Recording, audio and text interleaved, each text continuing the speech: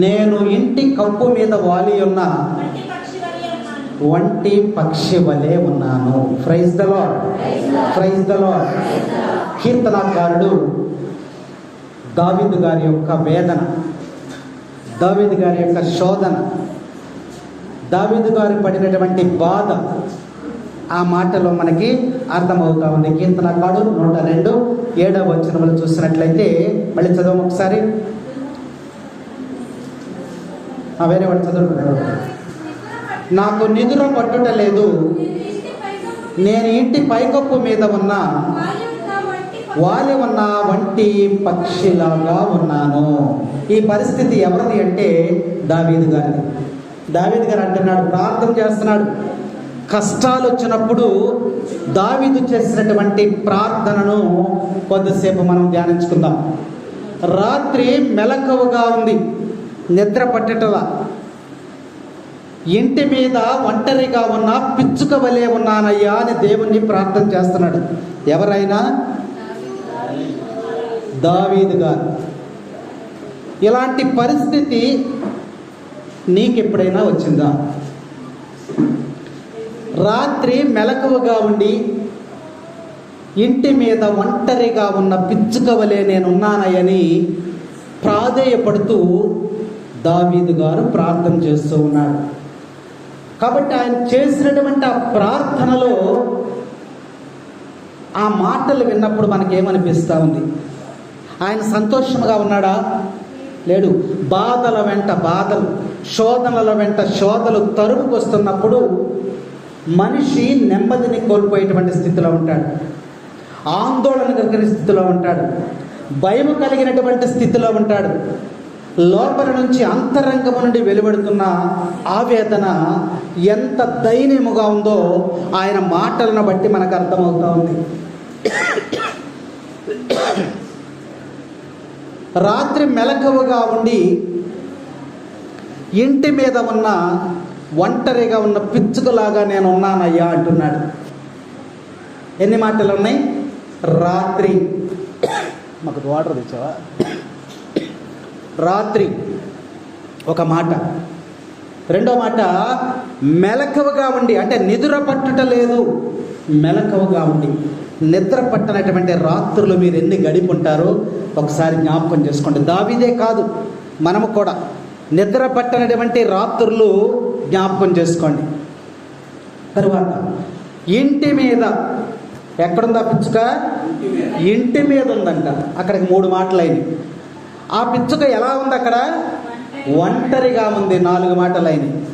ఉన్న పిచ్చుక వలె ఉన్నాను, పక్షి వలె ఉన్నాను, పిచ్చుక. ఇప్పుడు మహారాజులాగా ఉన్న దావీదు దేంతో పోల్చుకున్నాడమ్మా? పిచ్చుకతో పోల్చుకున్నాడు.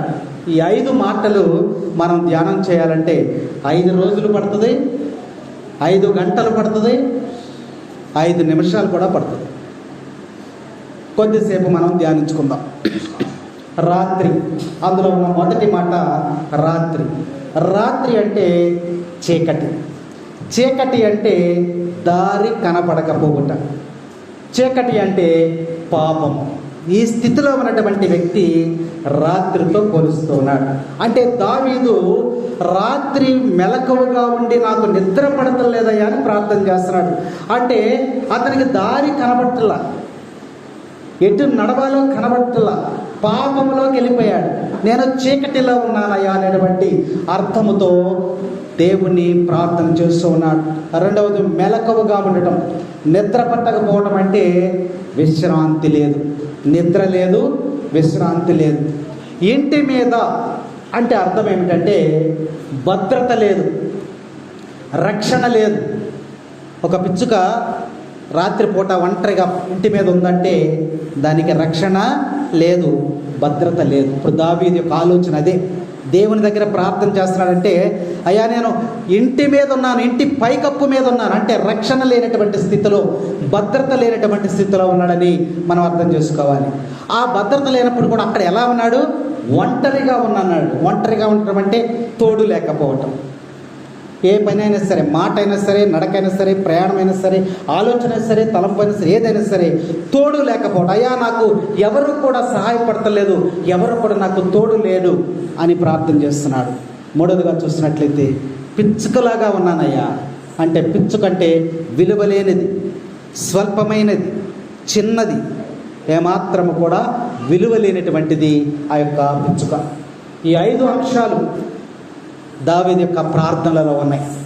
దీనిని మనము మరి చక్కగా ఎక్స్పాండ్ చేసుకుంటా వెళ్తే దావీదు యొక్క ప్రార్థన లోతైనటువంటి భావాలను మనకు తెలియజేస్తాము.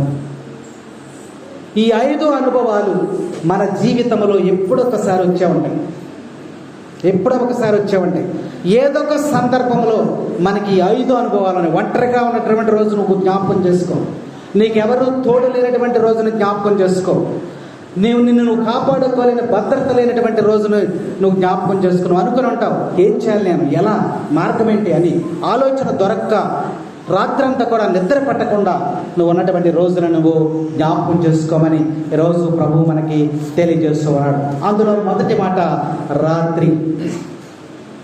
రాత్రి అనగా చీకటి. చీకటి అంటే మార్గము, నడవటానికి మార్గం లేదు, ప్రయాణం చేయటానికి దారి కనబడట్లా, ఆలోచన చేయటానికి మన మెదడు పని చేయట్లా, మార్గము లేదు, ఏ మార్గము కనబడతలా, అన్ని దారులు మూసుకుపోయినాయి, ప్రమాదంలో పడిపోయావు. దావీదు పరిస్థితి కూడా అందుకే ప్రార్థన చేస్తున్నాడు. రాత్రి అనేటువంటి చీకటిని చూపిస్తుంది. చీకటి అనేది పాపమునకు సాదృశ్యముగా ఉంది. కాబట్టి ఈ రాత్రి అనేది, ఈ చీకటి అనేది రహస్యమైనటువంటి జీవితం. ఇప్పుడు దావీదు గారు దేవుని ముందు బట్టబయలు చేస్తూ ఉన్నాడు. ఈ చీకటి నీలో లేదా, ఈ చీకటి నాలో లేదా, ఈ పాపము నాలో లేదా. ఈ యొక్క వాక్యంలో నుండి గూఢార్థాన్ని మనము కొంచెం సేపు ధ్యానించుకోవాలి. రాత్రి అంటే కష్టాలమయం, కష్టాలను గుర్తు చేస్తుంది. రాత్రి అంటే సైతాను శోధనలు, సైతాన్ యొక్క బంధకాలలో నువ్వు బంధించబడి ఉన్నావని వాక్యం మనకి తెలియజేస్తా ఉంది. నా జీవితం అంతా చీకటి కమ్మేసిందయ్యా అని అంటాం. ఎటు వెళ్ళాలో దారి కనబడటం లేదని అనేక సమస్యల గురించి మనకు తెలిసిన వాడితో మనం చెప్పుకుంటాం.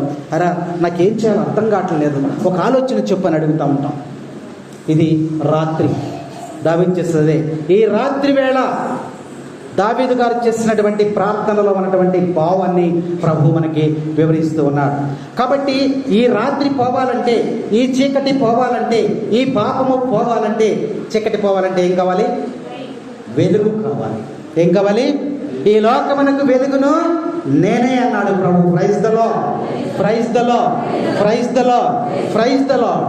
కాబట్టి ఈ మానవునికి ఈ వెలుగు అనేది ఒక ప్రాణం లాంటిది, ఈ ప్రాణం లాంటిది. కాబట్టి ప్రతి వ్యక్తి కూడా తనను చుట్టుముట్టినటువంటి చీకటిని తెచ్చుకుంటాడు.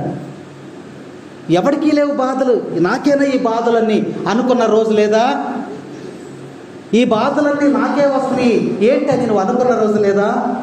దావీదు కూడా అదే, రాజుగా ఉండి కూడా, రాజ్యాధికారం కలిగి ఉండి కూడా ఆయన దేవుని దగ్గర ప్రార్థన చేస్తున్నాడు చూడండి. కాబట్టి మనకలాగానే అతను మానవుడే. కాబట్టి మానవునికి వచ్చినటువంటి బాధలు చుట్టుముట్టినప్పుడు మనిషి తనను తానే తిట్టుకుంటూ ఉంటాడు. తర్వాత దేవుణ్ణి దూషిస్తాడు. అనారోగ్యం వచ్చినప్పుడు ఈ రోగం నాకే రావాలా, దేవుడిని ప్రార్థన చేస్తున్నాను, అది చేస్తున్నాను, ఇది చేస్తున్నాను, దేవుడు ఈ రోగాన్ని నాకే ఇచ్చాడు, తిట్టుకుంటున్నాం చీకటి వలన, మనకు వచ్చినటువంటి బాధల వలన. కాబట్టి మానవ జీవితంలో చీకటి అనేది అనేక రకాలుగా ఉంటుంది. Praise the lord, praise the lord.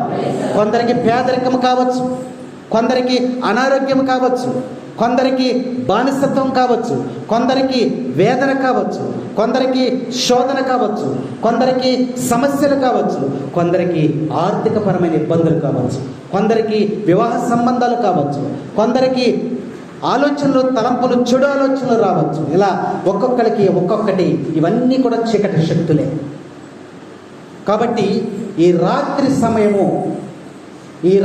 సమయం అంటే మనము శోధనలోను, బాధల్లోను, బలహీనతలోను, పాపములోనికి జారిపోయినప్పుడు అది నీకు రాత్రి అని వాక్యం మనకి హెచ్చరిక చేస్తాము. అన్యాయముగా జీవించటం, అక్రమంగా జీవించటం, అవినీతి, ఇవన్నీ కూడా మనకి చీకటి శక్తులే, సైతాను శక్తులని వాక్యం మనకి హెచ్చరిక చేస్తాము. అయితే ఈ మనలో ఉన్నటువంటి చీకటి పారద్రోరాలి అంటే మనకేం కావాలి? వెలుగు కావాలి. లోకంలోనూ సంచరించినట్లయితే లోకమంతా కూడా ఎలా ఉందంట? అంధకారం, అంత అంధకారం, ఈ లోకమంతా అంధకారం, అంధకారం, అంత అంధకారం. డ్రమ్ ఎందుకు ముందు పెట్టుకున్నావు? మర్చిపోయాడు. అంధకారం, అంత అంధకారం, ఈ లోకమంతా అంధకారం, వెలుగును చూపుము నా ప్రభువా, కాంతిలో నడుపుము నా దేవా, వెలుగును చూపుము నా ప్రభువా, కాంతిలో నడుపుము నా దేవా. అంధకారం, అంత అంధకారం, ఈ లోకమంతా అంధకారం, అంధకారం, అంత అంధకారం, ఈ లోకమంతా అంధకారం. ఈ లోకంలో నువ్వు ఎక్కడ ఎదిగినా చీకటే, అన్యాయమే, అక్రమమే, పాపమే, దోపిడి. కాబట్టి ఈ లోకమంతా కూడా అంధకారమే. అందుకనే అంధకారంలో జీవిస్తున్నటువంటి నీకు నాకు కూడా ఏం కావాలంటే వెలుగు కావాలి. దావీదు గారి యొక్క ప్రార్థన అదే. రాత్రి సమయంలో ఆయన చేసేటువంటి ప్రార్థన ఏంటమ్మా? రాత్రి మెలకువగా ఉండి, రాత్రి చీకటిలో ఉన్నప్పుడు ఆయనకి నిద్ర పడుతున్నా, మెలకువగా ఉన్నాడు. ఆయన ఏమనుకుంటున్నాడంటే, అయ్యా ఈ చీకటి శక్తులను నేను భరించలేకపోతూ ఉన్నాను, నాకేం కావాలంటే వెలుగు కావాలి, ప్రార్థన చేస్తూ ఉన్నాడు. కాబట్టి ఈ లోకమునకు వెలుగు ఎవరు అంటే, ఎవరు వెలుగు? యేసయ్య. ఎవరు మారిన, నీవు మారిన, నేను మారిన, కాలం మారిన, యుగములు మారిన, నీ యేసయ్య మాత్రము మారిన. ఈ లోకం మారినా, ఈ సృష్టి మారినా, ఈ లోకం మారినా, ఈ సృష్టి మారినా, మారడు నా యేసయ్య ఎప్పటికీ, మరువడు నా యేసయ్య ఎన్నటికీ, మారడు నా యేసయ్య ఎప్పటికీ, మరువడు నా యేసయ్య ఎన్నటికీ.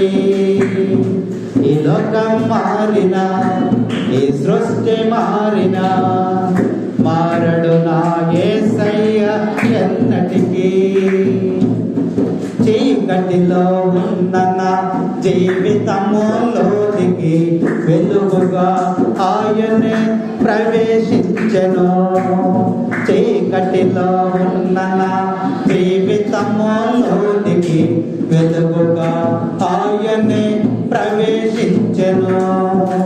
చీకటిలో ఉన్న నా జీవితములోనికి వెలుగుగా ఆయనే ప్రవేశించెను. ఆయనే నా ప్రభువు, ఆయనే యేసుక్రీస్తు, ఆయనే నా ప్రభువు, ఆయనే యేసుక్రీస్తు.